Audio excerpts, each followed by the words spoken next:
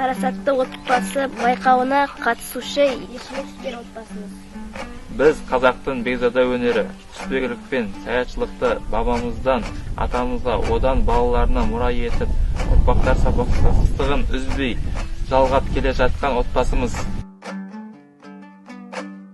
Мынау Шернияздің қолында тұрған бүркіт Ботақара деген, біздің мынау Қаратауда Ботақара деген сай бар. Сол Ботақараның сайынан тормен ұстаған бүркітіміз. Біз 5 жасар. Анау Қарағандының үкілі деген тау бар, Қарағандыда. Сол таудың бүркіті сол үкіл қойған затын үкіл қарады. Ол кезде қара болған, қазір енді әкбіріп қойған. Бұлардың тарих солай. Бүркіттің айырмашылығы бұлардың ұядан алған бүркіттер ол шаңқылдап, шиқылдап отырады. Оның көйін шу нелерді түзден ұстағандай болмайды. Мыналар енді түзден ұсталған, бұлар шаңқылдамай, тынтырып отырады демей. Бұлар сыртта алып жүрген бүркіттер шу нелерді, алу тәсілдерді бәрі бұлар өздері неге сыртта жүріп, өзінің ата-анасынан үйренген. Бұлар алғыр болады балапанды, ұядан алған бүркіт қарағанда. Айырмашылық сол еді.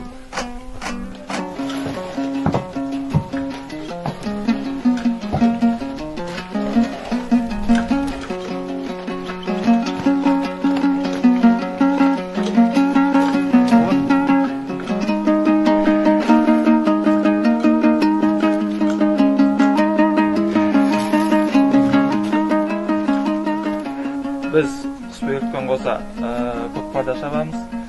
Қазіргі таңда көкпарға 3 айғыр баптап отырмыз. Олардың бабында білу керек. Жаздың өңірсіңіншілінде кем-демесе ат өз дәрежесіне көкпар шаба алмайды. Сонымен қоса аударыспақ, теңгеру байқауларына да қатысамын. Қазақтың көк қасқа тазылардың тұқымдары болдылар. Енді бұлар қазір не алып жүр? Түлкі, бұлар түлкі, қоян алады. Бізді қасыр көп кездеспейді енді бұлар. Шүйебір көп бізде, шүйебір алып жатыр. Жеке-жеке ала береді шүйебірін. Шүйебірін қазір алатын жағдайда ма осы тазылар? Бұлар қай уақытта болса да ала береді шүйебірін. Көрсін. Ал енді қасқырды қалай алады? Бір тәсілі бар ма? Енді бір жек... Артқы тірсегін тартып артқы тірсегін қиыз береді көбінесе.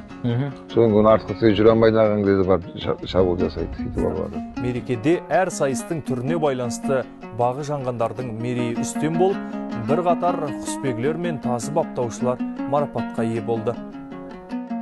Негіз саятшылық атадан қалған мұра деп есептеймін өзім. Оны жалғастырғым келеді, ары қарай ұрпақтарға өнеге еткім келеді. Қыран құс болған соң, бұларды жақсылап баптап, жақсылап аңғасасын, өз құмарынан шығасың. Мен бұл құспен айналысқаныма, бала күннен айналыстым, 6-7 класстан бастап. Сол кезде әкем үйреткен, біздің құспен айналысқанмен әкем айналысқан, әкемнің әкесі айналысқан екен. Олар маған үйретті. Мен 20-60 жыл болды өзім құс салғалы.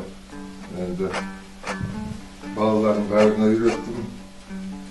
Енді балалардың бәрі үйлерін бөлі шығып кетеді, қазір немерелерім бар. Олардың бәрді үйретіп жатырмын. Оларда жақсы қазір жетістіктері бар. Орындар алып жүр, жарыстарға барғанда. Енді құда қаласа кіші қызым немеремді осыған үйретіп жүрмін. Етек ұстап бердім. Осыны үйретіп жатыр қазір. Бұл құста баптау оңай емес. Оғанда көп көңілділік керек, шыдамдылық керек.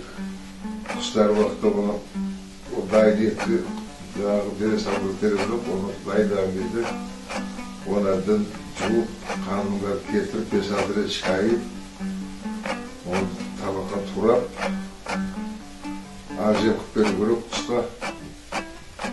Айтты сол қанымен жесе семіріп, май жесем аңға түспейді құстар. Олардың да жаңағы баптау керек, дайындау керек.